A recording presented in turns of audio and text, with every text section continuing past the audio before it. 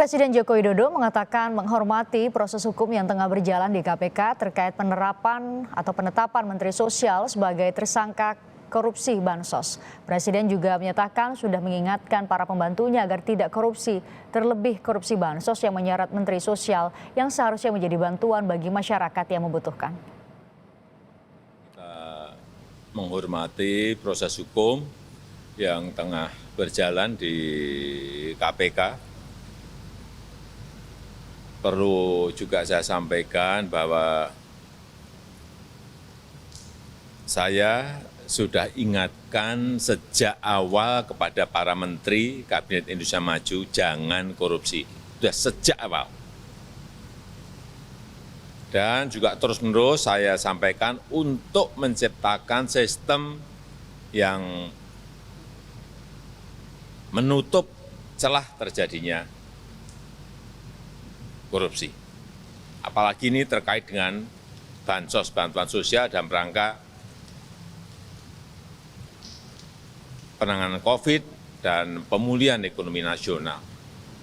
Bansos itu sangat dibutuhkan oleh rakyat.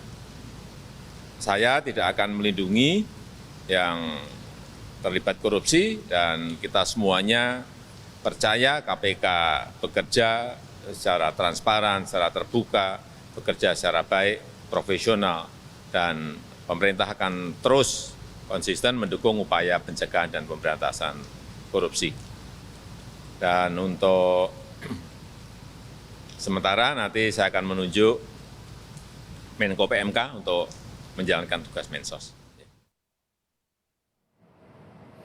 Untuk mengetahui informasi terkini, sudah ada jurnalis Kompas TV Tifal Solesa di KPK. Tifal, bagaimana jalannya pemeriksaan tersangka, termasuk pemeriksaan Menteri Sosial Juliari Batubara?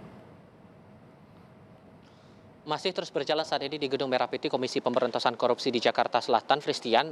Kami juga masih menantikan keterangan resmi yang rencananya dijadwalkan bakal disampaikan dari pihak KPK berkenaan dengan pemeriksaan dua tersangka yang sudah menyerahkan diri kepada insan KPK begitu.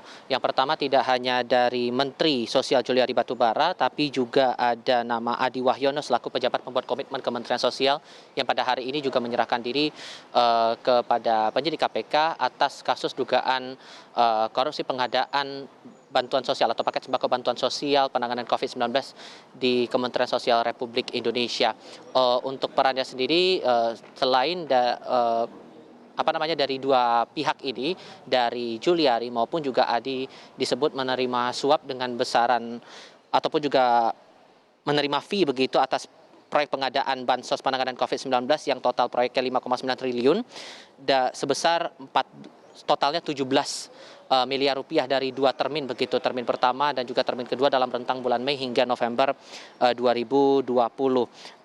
Diketahui juga tidak hanya menerima suap begitu, tapi sosok Adi yang menjadi pejabat pembuat komitmen di Kementerian Sosial ini juga diduga menyepakati adanya pengambilan fee tersebut dengan nominal tertentu. Besarannya adalah Rp10.000 per paket sembako dari total nilai paket sembako tersebut sebesar Rp300.000.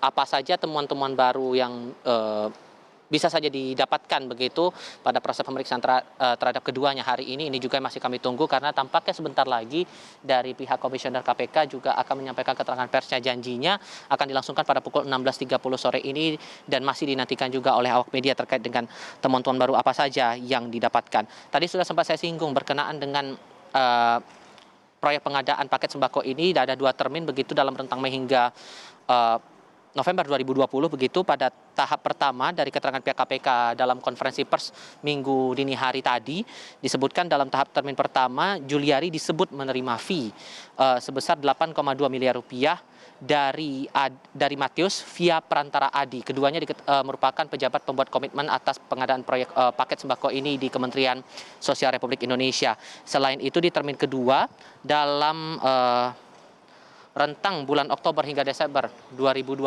ia juga disebut menerima uang, Juliari menerima uang dengan besaran 8,8 miliar rupiah. Nah, soalan lain yang juga dinantikan oleh publik, apakah ada kemungkinan untuk jerat pidananya begitu? Karena kalau kita berkaca pada konferensi pers dini hari tadi disebutkan bahwa untuk penerima dan juga pemberi suap ini dikenakan pada pasal berbeda, yaitu pasal 11 atau pasal 12. Ini juga masih kita tunggu apakah ada potensi untuk jerat pidana baru terhadap kelima tersangka ini. Kita tunggu bersama dalam konferensi pers yang rencana akan disampaikan pada sore hari ini, Christian.